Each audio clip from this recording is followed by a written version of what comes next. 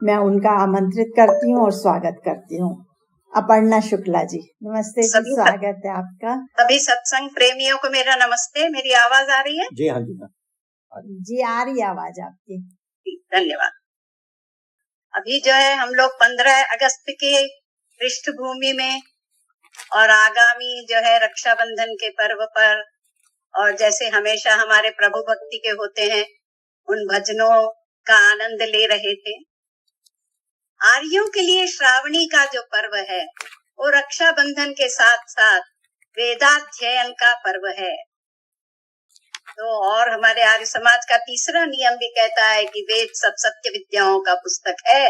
वेद का पढ़ना पढ़ाना और सुनना सुनाना सब आर्यों का परम धर्म है, साधारण धर्म नहीं। स्वामी जी ने इसको परम धर्म बताया।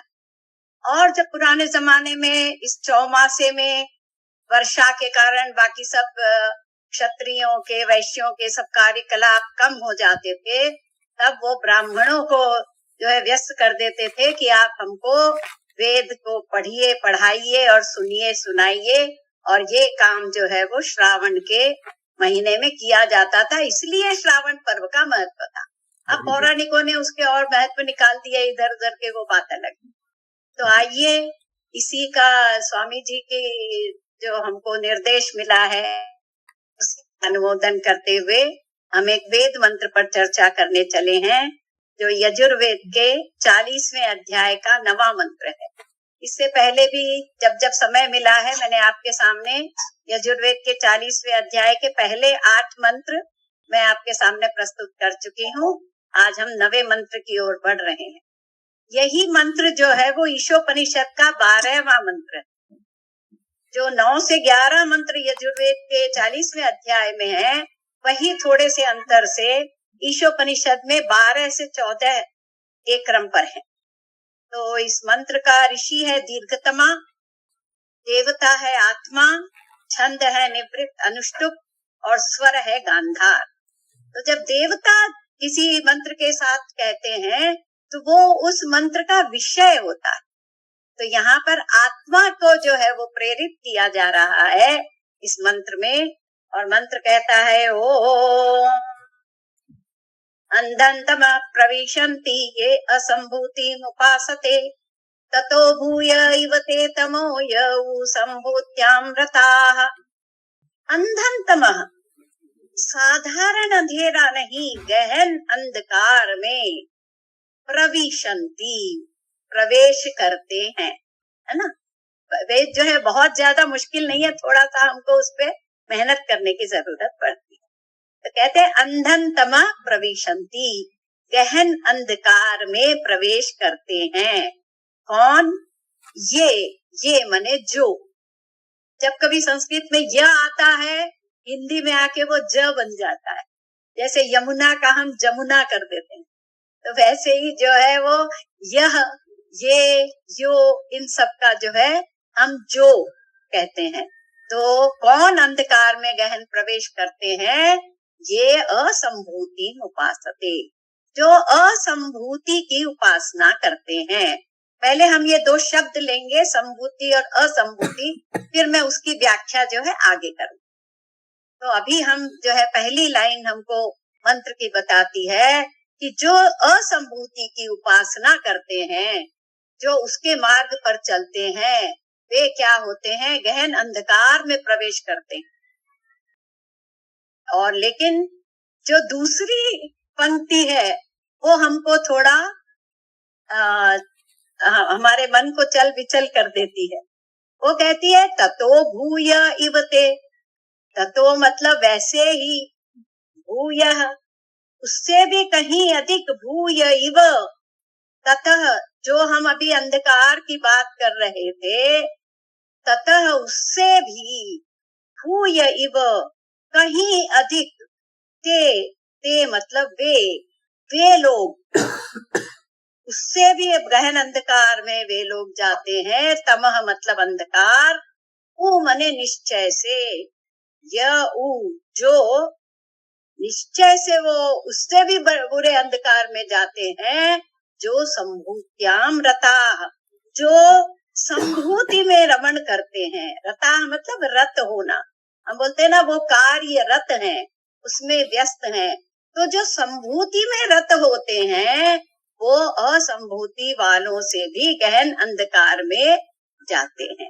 तो शुरू में देखते हैं तो हमको बड़ा आश्चर्य होता है, ऐसे कैसे हो सकता है? असंभूति वाले थोड़े अंधकार में गए और बोले कि संभूति वाले उससे भी ज्यादा अंधकार में क्यों जाते हैं? तो आइए चलते हैं। अलग अलग विद्वानों ने संभूति और असंभूति के अलग अलग अर्थ किए हैं, मैं जो है संक्षेप में आपके सामने रखने जा रही हूँ। तो पहला कहते हैं असंभूति मतलब व्यक्तिवाद, व्यक्ति अपने ही बारे में सोचे, है ना। थोड़े बहुत स्वार्थी तो हम सब होते ही हैं, लेकिन जब वो स्वार्थ जो है वो बहुत ज्यादा हावी हो जाता है, मनुष्य के जीवन का ध्येय वही बन जाता है, तो मनुष्य जो है व्यक्तिवाद की ओर चलने लगते हैं। ऐसे व्यक्तियों की संख्या आजकल हमारे समाज में दिन पर दिन बढ़ती जा रही कि वो अपनी सोचे, है ना। अपने से आगे अपनी पत्नी, अपने बच्चे, अपने परिवार, अपना समाज आगे वो सोच ही नहीं पाते, जो कुछ मिले मुझे ही मिले। तो ये तो हम जो है बहनों के लिए ज्यादा नहीं बोल सकते। हम लोग सबसे पहले जो खाना बनाते हैं, सुबह नाश्ता, दोपहर में खाना, शाम का नाश्ता, सबसे पहले हम दूसरों को खिलाते हैं। और कभी कभी ऐसे हो जाता है अचानक कोई मेहमान आ गया, हम उसको दे देंगे, अपने लिए नहीं रखेंगे, लेकिन हम जो है उनको सौंप देते हैं। तो ऐसे, लेकिन जो इससे उल्टे चलते हैं, व्यक्तिवाद की उपासना करते हैं, केवल स्वयं का हित, केवल अपना स्वार्थ को देख कर ही विकास, समृद्धि और स्वास्थ्य के लिए आचरण करते हैं। मेरा स्वास्थ्य कैसे होगा, मेरा विकास कैसे होगा। इसी संदर्भ में जो है हिंदी के महाकवि जयशंकर प्रसाद जी की 2 लाइनें मुझे याद आ रही है कि अपने में सब कुछ भर व्यक्ति कैसे विकास करेगा, ये एकांत स्वार्थ भीषण है, सबका ही नाश करेगा। तो वो जो बहुत पराकोटि के जो स्वार्थी बन जाते हैं, वो न स्वयं अपना नाश करते हैं, बल्कि ऐसे व्यक्ति जब समाज में बढ़ते जाते हैं तो उस समाज का भी जो है वो नष्ट होने में समय नहीं लगता। तो ऐसे लोग जो है विषयासक्त हो जाते हैं, अपनी मेरी ही इंद्रियों को जो सुख प्रदान करने वाली चीजें हैं वो सारे विषय मुझे चाहिए। तो वो विषयासक्त लेकिन अंधकार में जीवन जीते हैं। जो अन्य लोग, अब जो दूसरे हैं, जो संभूति वाले हैं, जो समष्टिवाद, सह अस्तित्ववाद में विश्वास रखते हैं, तो वो तो उनके आदर्श तो बड़े सुंदर हैं, लेकिन कई बार वो दूसरे सिरे पर इतने ज्यादा चले जाते हैं कि केवल परिवार, केवल समाज, केवल राष्ट्र, विश्व के जो है हम नागरिक हैं, ये सब इतने ज्यादा सोचने लगते हैं कि स्वयं की ओर ध्यान नहीं देते। हमारे आर्य समाज में भी कितने नेता ऐसे हुए जिन्होंने अपनी ओर ध्यान नहीं दिया, अपने स्वास्थ्य की ओर ध्यान नहीं दिया। मुझे अभी जो है भैया धर्मवीर जी की याद आ रही है, कहीं भी गए, खाना मिला ठीक है, नहीं तो मैं नहीं बस 1 गिलास दूध दे दो, मैं पी के सो जाऊंगा। अरे ऐसे करने से आप ज्यादा दिनों तक जो है समाज की भी जो आपको कर्तव्य करना है उसके प्रति वो भी आप नहीं कर पाएंगे, क्योंकि ईश्वर ने हमको ये जो साधन दिया है कि शरीर माध्यम खलु धर्म साधनम, इसकी ओर देखना जरूरी है। जब तक हम गाड़ी की सर्विसिंग करके उसको बराबर नहीं रखेंगे तब तक हम आगे जा नहीं सकते। इसलिए हमको हमारे शरीर की ओर भी ध्यान देना जरूरी है, वरना मंत्र कहता है कि आप अगर बिल्कुल अपना विचार नहीं करेंगे, अपनी तरफ बिल्कुल ही ध्यान नहीं देंगे, तो जो कम से कम स्वार्थी है वो कम से कम अपना ध्यान रख के अपना तो कल्याण कर सकते हैं। हम सबका कल्याण करने में जो है क्या कहते हैं उसे कि एक के साधे सब सधे, सब साधे सब जाए। तो वो सब साधने में अपना ही अगर हम ध्यान नहीं रख पाए, वो अंग्रेजी में एक कहावत है, doctor heal thy self. Doctor अगर खुद ही बीमार पड़ जाए रोगियों को देखते हुए, तो उस डॉक्टर का जो है समाज को ज्यादा उसका लाभ नहीं मिल पाएगा। तो इस तरह से एक संभूति असंभूति का मैंने आपके सामने रखा। दूसरे जो है कुछ विद्वान असंभूति को विनाश या मृत्यु, है ना। असंभूति मतलब मृत्यु या विनाश, तब उसका उल्टा क्या होगा? तो संभूति का मतलब निर्माण या जीवन। ऐसे कुछ विद्वान इसकी जो है व्याख्या करते हैं। तो इसमें कहते हैं कि असंभूति को मानकर जो लोग सोचते हैं कि मृत्यु हो गई तो उसके शरीर के साथ साथ आत्मा का, सर्वस्व का अंत हो गया। तो जो मृत्युवादी हैं, जो शरीरवादी हैं, वो सोचते हैं, जो भौतिकवादी हैं, वो सोचते हैं कि बस एक ही जन्म है, खाओ पियो मौज करो, ऋणम कृत्वा घृतम पिबेत भस्मीभूतस्य देहस्य तो पुनरागमनम कुतः। एक बार ये शरीर भस्मीभूत हो गया, उसका जो है राख बन गई, तो वो सर्वस्व का अंत हो गया, अब हमारा इसके आगे कुछ नहीं। तो ऐसे लोग जो हैं वो अंधकार में जाने ही वाले, क्योंकि वो सत्य से दूर हैं। तो वो अपना जीवन निराशा में, भय में, दुख में, क्लेश में, हमको तो पता है कि जो है ये यात्रा खत्म हुई, दूसरी यात्रा शुरू हो जाएगी। लेकिन जिनको ये एक ही जीवन है, इसी में सब कुछ कर लो, सारे भोग भी भोग लो, उनके साथ साथ रोग भी आ जाएंगे, तो फिर हम दुखी हो जाएंगे, हम डर जाएंगे, सब क्लेश हो जाएंगे। ऐसे वो अज्ञान और अंधकार में जीते। और जो लोग वर्तमान को जीवन सर्वस्व मानकर जीवन की सुख सुविधा, इच्छा, भोग विलास, समृद्धि में ही रहकर जीते हुए देहांत के बाद का विचार नहीं करते, वे दुख क्लेश पाकर उससे भी अधिक अंधकार में जीते हैं।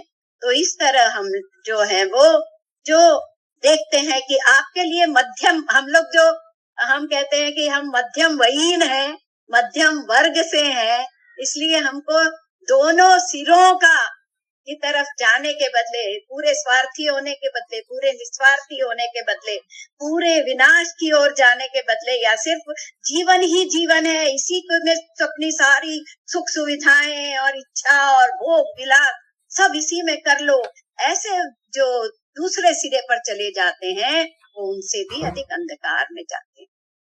अब तीसरे जो है वो संभूति और असंभूति का अर्थ है कि असंभूति का अर्थ है प्रकृति। हम लोग जो आज ये लोग हैं, हम लोग त्रैतवाद में विश्वास करते हैं, है ना, ईश्वर, जीव एवं प्रकृति। तो एक लोग हैं जो प्रकृति की आराधना में व्यस्त हैं, प्रकृति की ही उपासना करते हैं।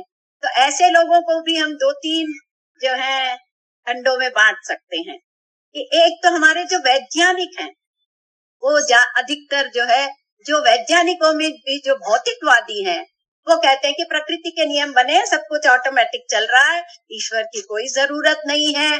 जैसे ऑटोमेटिक मशीन सब अपना काम करती रहती है, ऐसे ही ये जो प्रकृति में जो है सब कुछ अपने आप हो रहा है, जो है सूरज भी उग रहा है, पशु पक्षी भी सुबह उठ रहे हैं, और अपने मनुष्य भी उनके पीछे चल रहे हैं, वनस्पतियां भी अपने समय से हो रही हैं, ऋतुएं अपने समय से आ रही हैं। तो वो प्रकृति की ही उपासना करते हैं। तो एक तरह से तो ठीक है, ईश्वर ने बनाए जो प्रकृति के नियम है उनको ढूंढना, उनके विज्ञान द्वारा अनुसंधान करना तो बहुत अच्छी बात है। लेकिन आप जो कहें कि प्रकृति ही प्रकृति है और ईश्वर है ही नहीं, तो ये जो एक तरफ आप चले जा रहे हैं, आपका तराजू जो है जो एक तरफ झुक रहा है, ये जो है ठीक नहीं है। तो ऐसे जो सिर्फ प्रकृति की उपासना करते हैं वो लोग अंधकार में जीवन जीते हैं, क्योंकि स्वामी जी जो है हमेशा अंधकार को अज्ञान से जोड़ते हैं और प्रकाश को ज्ञान से। तो जब आपके पास जी ये ज्ञान ही नहीं है, ईश्वर का ज्ञान नहीं है, और जो है अपने भीतर जो चेतन बैठा है उसका ज्ञान नहीं है, आप सब अपने जीवन भौतिकता में जड़ वस्तुओं के पीछे बिता रहे हैं, जड़ की उपासना। अब जड़ की उपासना में धन की उपासना भी आ गई, हम प्रॉपर्टी जमा कर रहे हैं, ये सब जो है जड़ पूजा है। जड़ पूजा सिर्फ मूर्ति पूजा ही नहीं है, जो लोग धन के पीछे भाग रहे हैं वो भी जड़ पूजा कर रहे हैं, जो लोग सिर्फ प्रॉपर्टी ही प्रॉपर्टी बना रहे हैं, जमीनें खरीदते जाओ, फ्लैट बना लो, अपने घर को सजा लो। आज हमारे जितने साधन है, मॉल में जो जो अच्छी चीजें दिखती हैं, बच्चों को लगता है कि सब कुछ हमारे घर में हो। मैं कभी उनसे कहती हूँ, भैया घर को म्यूजियम बनाना है क्या? दुनिया इतनी बड़ी है, उसमें इतनी सारी चीजें हैं, आप अकेले सारी चीजों का जो है वो उपभोग नहीं कर सकते, अपने घर के अंदर भी सारी चीजें नहीं ला सकते। आज ये सोफा अच्छा लगा, उससे अच्छा लगा दूसरा, तो आप तुरंत रोज रोज थोड़ी अपने घर का इंटीरियर बदलोगे, रोज रोज थोड़ी अपने लिए नई नई साड़ियां खरीदोगे। लेकिन जो भी ये जो मोह माया और षड रिपु हमको प्रकृति की ओर ले जाते हैं, हमको उससे दूर जाना है। और फिर जड़ पूजा के लिए मैं क्या कहूँ, कल ही मैं जो है देवेंद्र नाथ जी का, जिन्होंने स्वामी जी का जीवन चरित्र लिखा है, उन्होंने भूमिका में लिखा है कि मूर्ति पूजा के कारण हमारे तो जो मूर्ति पूजा जो सबसे बड़ी जड़ पूजा है, उसके कारण हमारा समाज ऐसे रसातल में गया है। हमारा जो है भारतीय समाज की जो हानि हो रही है हर जगह पे, हमको महापुरुषों के वचनों से कोई लेना देना नहीं है, उनके आदर्शों से कोई लेना देना नहीं है। हर एक की मूर्ति एक चौराहे पे लगा दो, उसके जन्मदिन या मृत्यु दिन के दिन जाके उन पे फूल चढ़ा दो, बस हमारे कर्तव्य की इतिश्री होगी। आपने जो है सब महापुरुषों के नाम पे रास्तों के नाम रख दिए और आपको लग रहा है कि हम उन्हीं के रास्ते पे चल रहे हैं। आप जो है सुभाष चंद्र बोस के रास्ते पे चल रहे हैं, आप जो है महर्षि अरविंद के रास्ते पर चल रहे हैं, महर्षि दयानंद मार्ग पे चल रहे हैं। तो क्या सचमुच ये जड़ पूजा है पूरा? और इस तरह से जो जड़ पूजा करने वाले हैं, जो ईश्वर के नाम पे मूर्ति की पूजा करते हैं, वो अंधकार में, गहन अंधकार में ग्रस्त होते हैं। लेकिन फिर मंत्र हमको ये याद दिलाता है कि तुम उनकी तरफ देख रहे हो, एक उंगली, चार उंगली अपने भी तरफ देखो। तो कहते हैं कि जो संभूति में, जो सिर्फ ब्रह्म में ही रमण करते हैं, अरे ईश्वर ने तुमको ये प्रकृति सारी हमारे लिए बनाई है, ये शरीर हमको साधन दिया है, हर चीज का हमको उपयोग करके, उपभोग करके, फिर हमको जो है धर्म अर्थ काम का उपभोग करते हुए मोक्ष की ओर जाना है, वो अपनी मंजिल। तो तुम सिर्फ सोचोगे कि मोक्ष ही मोक्ष, तो रास्ता भी तो जरूरी है। आप कहीं भी सीधे मंजिल पर नहीं पहुंच सकते, आपको साधन भी जरूरी है, आपको रास्ते की दिशा मालूम होनी भी जरूरी है कि कहाँ जाना है। मुझे जाना है दिल्ली और हमने बंबई की गाड़ी पकड़ ली, तो आप दिल्ली नहीं पहुंच सकते। तो वैसे ही जो है, जो लोग सिर्फ ब्रह्म ब्रह्म करके अहम ब्रह्मास्मि बन जाते हैं कि हम ही हम हैं और कोई नहीं है, तो ऐसे लोग जो है इस संसार में उन जो प्रकृति में डूब रहे थे, उनसे भी बढ़कर अंधकार में वे डूबते हैं, जो सिर्फ कारण को ही मानते हैं, अर्थात केवल ब्रह्म को ही मानते, वो उसी को जानना चाहते हैं और अपने परिवार से, अपने जो दूसरे कर्तव्य हैं, अपने जो दूसरे धर्म हैं, उनकी तरफ जो है उनका ध्यान नहीं जाता। तो मंत्र में स्पष्ट रूप से कहा गया है कि जो लोग केवल प्रकृति को ही सर्वस्व मान लेते हैं, ऐसे शुद्ध भौतिकवादी, जड़वादी, प्रकृति उपासक जन अंधकार में ही फंसे हैं।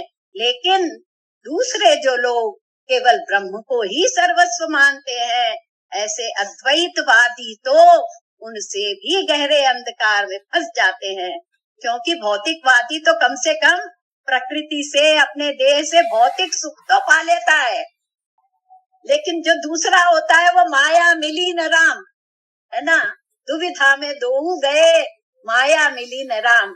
ऐसे इसमें न वो जो है भौतिक सुख पाते हैं और विपरीत ज्ञान के कारण न ही वो ब्रह्म को भी पा सकते हैं।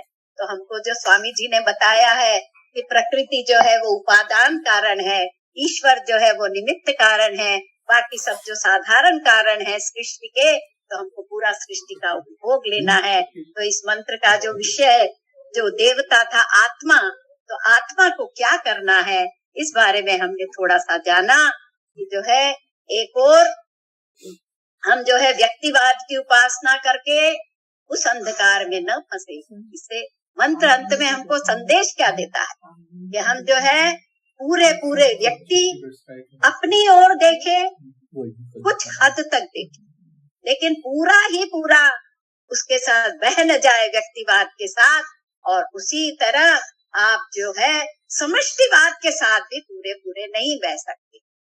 तो दोनों में इधर भी अंधकार है, उधर भी उससे ज्यादा अंधकार। और दूसरा बताया कि विनाश या मृत्यु, आप अगर मृत्यु को ही सही समझते हैं तो आप जो है हमेशा दुख में बने रहेंगे, डर में रहेगा कि कब मुझे मृत्यु आएगी। और जो सोचते हैं जीवन का अंत ही नहीं है, जीवन ही है, जीते रहो, खाते रहो, पीते रहो, सब इसका उपभोग करते रहो, तो वो मार्ग भी सही नहीं है, वो भी हमको अंधकार की ओर ले जाता है। और तीसरा जो मैंने बताया कि जो है हम उपादान कारण को भी सब कुछ नहीं मान सकते, प्रकृति को ही सब कुछ मानकर हम उसमें ही विचरण करते रहे, और हमको जो पल पल जिसने हमको जीवन दिया है, ये सारी प्रकृति और शरीर के साधन जिसने हमको दिए हैं, हम क्या कृतज्ञ बन जाएं? उसके प्रति हमारा क्या कोई कर्तव्य नहीं है? अपनी कृतज्ञता व्यक्त करें, उसका दिया हुआ जो वेद ज्ञान है उस पर हम जो है काम करें, वेदों को पढ़ें, पढ़ना पढ़ाना और सुनना सुनाना। श्रावण का महीना चल रहा है, अनेक आर्य समाजों ने अपने श्रावणी पर्व पर श्रावणी सप्ताह मनाने का ये चल रहा है। अभी नीता जी ने भी अपने नाना पेट आर्य समाज में जो है पूरा उपक्रम चलाया था, और इसी बहाने हम लोग बाहर से अन्य विद्वानों को बुलाते हैं, उनके पास जो ज्ञान है वो प्राप्त करते हैं, और जो है हमारा अतिथि यज्ञ ऐसे ही पूरा होता है पंच महायज्ञों में जो है। और हमारे ऊपर जो 3 ऋण है, मातृ ऋण, पितृ ऋण और आचार्य ऋण, जो है हम अपने यज्ञोपवीत के माध्यम से जो हम अपने ऊपर ऋण चुकाने के लिए हमको जो याद दिलाता रहता है, तो श्रावणी के पर्व में हम अपने आचार्य ऋण को भी चुकाते हैं। हमारे आर्य जगत में जितने अच्छे अच्छे जो भी विद्वान हैं उनको बुलाकर उनसे सुनकर, तो उसमें भी हमारा यही प्रयत्न रहता है कि हम वेद से बात करें, क्योंकि आर्य समाज का जो स्टेज है उसको हम कहते हैं वेदी या वेदिका। तो वहां पर मेरी माताजी डॉक्टर सुनीति कहा करती थी कि जब आप वेदी पर बैठे हो, जब वेदिका का ध्यान करो, तो वहां से सिर्फ वेद की बात होनी चाहिए, बाकी इधर उधर की राजनीति और या फिर छोटे मोटे फूहड़ मजाक वगैरह करके जो टाइम पास करते हैं वो नहीं होना चाहिए। आप जो है हमारे सामने, और हम महिलाओं पर तो स्वामी जी का बहुत उपकार है, वरना पौराणिकों में आज भी जो है पुरुष अपने सारे ये मंत्र पढ़ते हैं और वेद पढ़ते हैं, और आज भी शंकराचार्य से आप पूछेंगे तो वो हमको कोई भी अधिकार देने की बात नहीं करेंगे, क्योंकि महिलाओं को उनके हिसाब से वेद का पढ़ना वर्जित है। तो जब मैं कल मूर्ति पूजा का भी जो मैं आपको सुना रही थी कि कल के सत्संग में हमने बात की थी, तो उसमें देवेंद्र नाथ जी ने कहा है कि जो है ऋषि दयानंद अकेला था जिसने मूर्ति पूजा का जो पुरजोर खंडन किया। इतना खंडन करने वाला कोई और नेता आर्य समाज के बाहर आपको नहीं मिलेगा, और उनको इतने प्रलोभन दिए गए कि पूरा का पूरा राज्य आपका हो जाएगा, आप जो है हम आपको ये दे देंगे, वो दे देंगे, ये कर देंगे। सारे प्रलोभनों को मात करके भी उन्होंने मूर्ति पूजा का खंडन करना नहीं छोड़ा।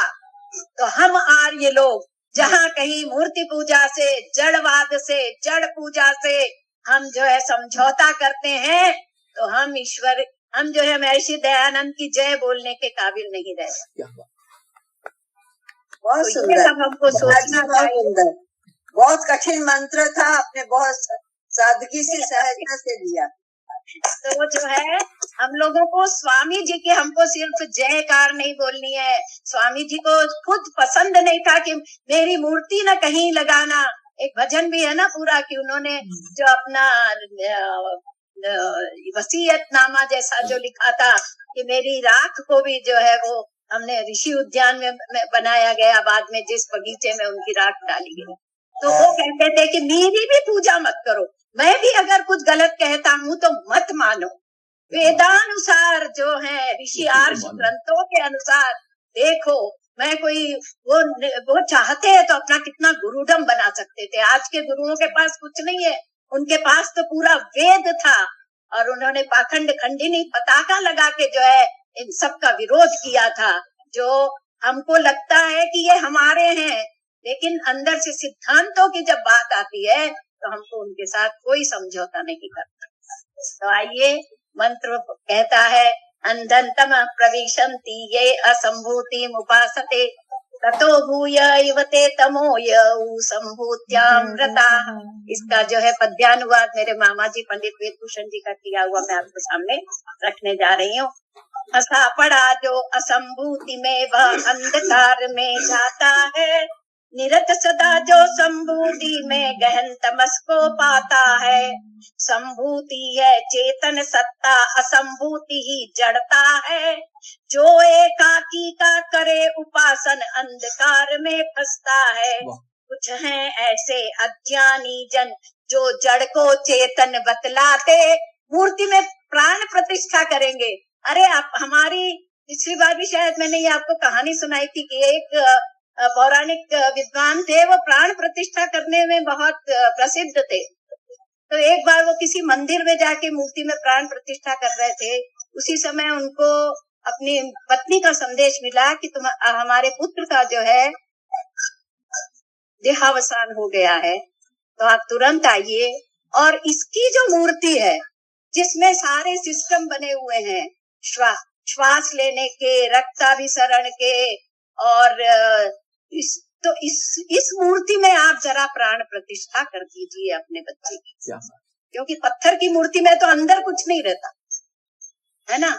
अभी कुछ बड़ी बड़ी मूर्तियां बनाई हैं जिस नेताओं की, जिसके अंदर से हम लोग लिफ्ट में जाते हैं, वहां भी पता चलता है कि अंदर जो है पोल ही पोल है, अंदर कुछ नहीं है। तो हमारी ये जो मूर्ति है, ये जब निश्चेतन हो जाती है, उसमें तुम अगर प्राण प्रतिष्ठा करके बताओ तो हमारा सारा आर्य समाज आपके चरणों में झुक जाएगा। लेकिन ये जो है ईश्वर ने सिर्फ अपने हाथ में रखा है। किस ढंग से उसने हमारा ये शरीर बनाया है, हम तो ऊपर ऊपर से वो बना सकते हैं, अंदर की सारी चीजें कहाँ से लाएंगे। एक एक जो अंग है हमारे, तो कहते हैं कुछ है ऐसे अज्ञानी जन जो जड़ को चेतन बतलाते, कुछ ऐसे भी धरती पर हैं जो चेतन को जड़ दर्शाते। बालू में कर्मिष्ठ भावना क्या शक्कर बन जाएगी, पाषाण धातु की प्रतिमा कैसे जगदीश्वर कहलाएगी। भौतिकवादी जड़वादी हैं, भोग लिप्त हो जाते हैं, दोनों ही जन अज्ञानी हैं, भोग योनि को पा जाते हैं। तो अंधकार में जाना क्या है कि हम कई योनियों को जो है, वो जो अंधकार युक्त योनियां हैं उनको जो हम प्राप्त करते हैं, वही अंधकार में जाना है। मुझे लगता है मेरा समय समाप्त हो गया है। बहुत बहुत धन्यवाद आपका। बहुत बढ़िया, इतना सुंदर, इतना सुंदर। आज सिर्फ आपको सुनने के लिए हम जुड़े थे, सिर्फ आपको सुनने के लिए, क्योंकि हमारा धन्यवाद।